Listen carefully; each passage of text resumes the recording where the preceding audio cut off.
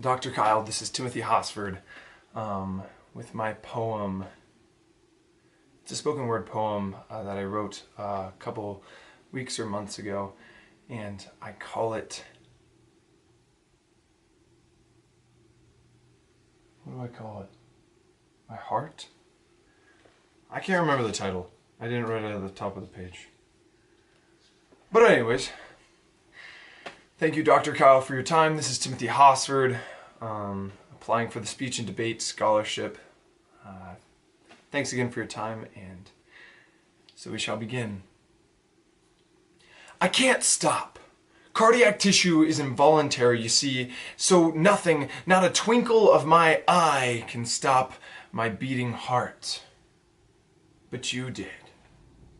The day we met, my heart skipped not one but 1,000 beats, because beaten from the blows of our world, it longs to stop.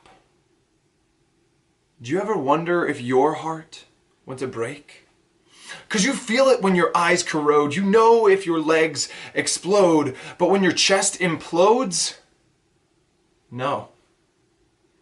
You don't feel it 'cause inside here it majestically thunders on, and you assume it won't freeze 'cause you need it to stay the timpani it can always be. No, you don't feel it when your heart wants respite. When night after night of being broken, you lay in your bed giving ease to your diseased limbs. They sleep. But your heart pounds on regardless of the pain it contains.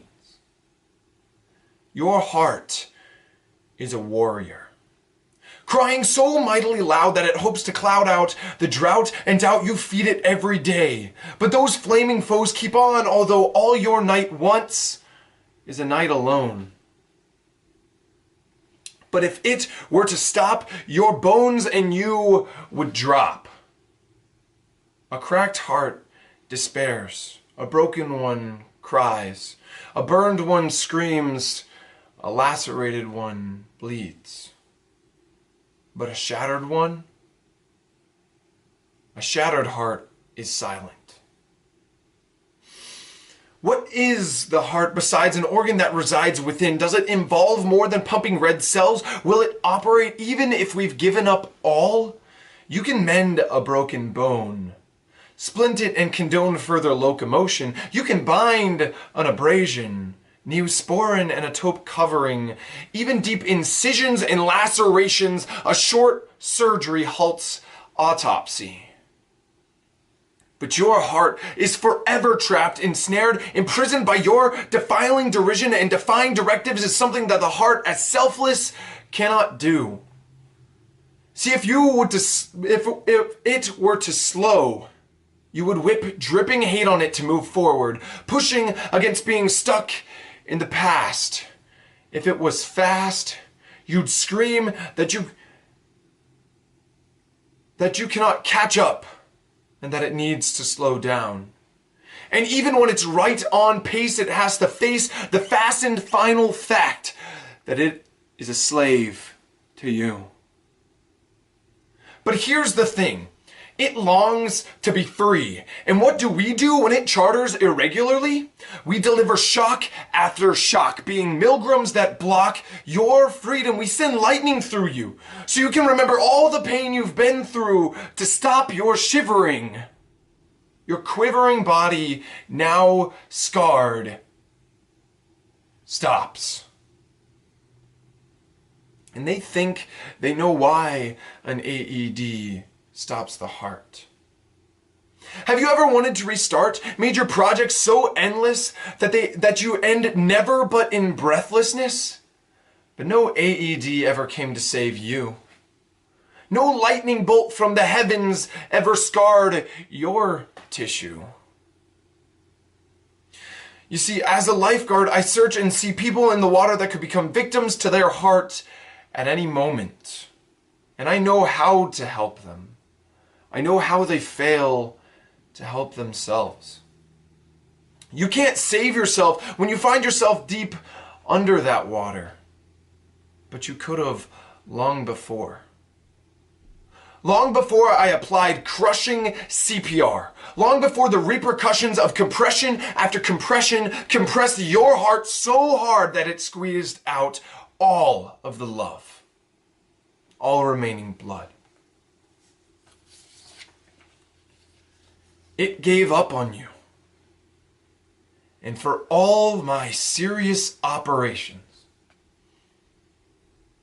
I couldn't save you. You know, I don't understand why you continue to cry adamant on calling out for my help when you refuse my hand. But what really cried out that day you died? Was it your heart or was it your head? Because never in dread will your exhausted heart and its emotions be said.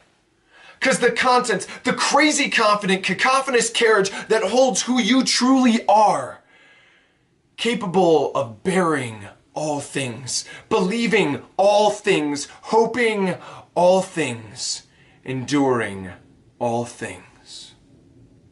Your heart never fails. Until the day you decide to bail on it. Until you jump ship after miserable ship, hoping to secure something pure. Perhaps just like we sweat, your heart oozes as it runs. We shed a mixture of salt and water, but your heart pours out gallons of love and distress. And for about 2,500,000,000 heartbeats in a life, you bleed a lot. We measure in 525,600 minutes your resting BPM. But it isn't truly resting when the rest of you is fine. But the mind of your cardiac organ doesn't get a break. And so it breaks into 1,000,000 shattered pieces. And just like I said before,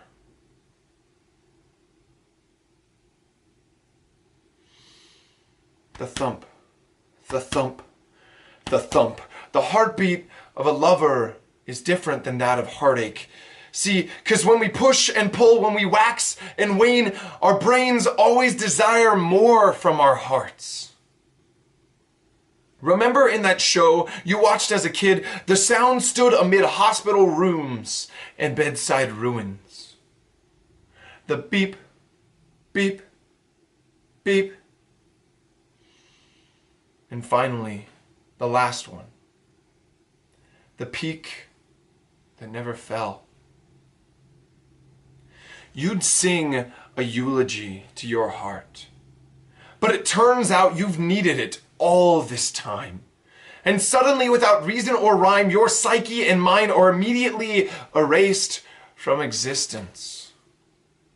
But simultaneously, as we go, we somehow let our hearts know our gratitude for its servitude. We wish it humbly goodbye, say God bless you as you die. We remember the first time our heart got stuck in our throat.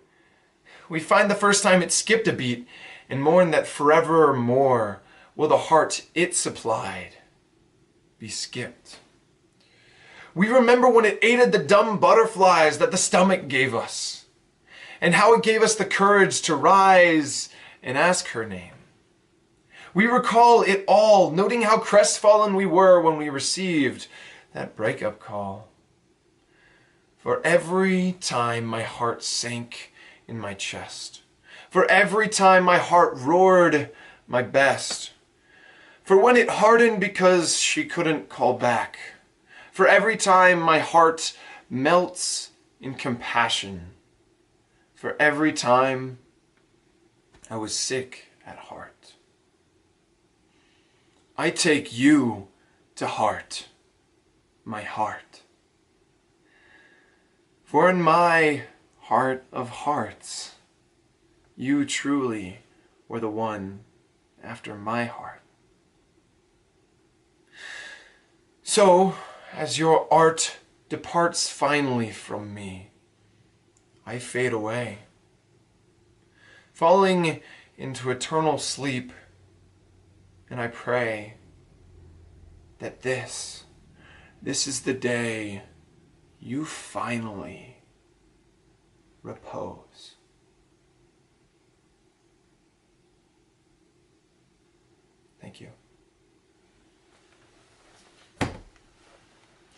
Like I said,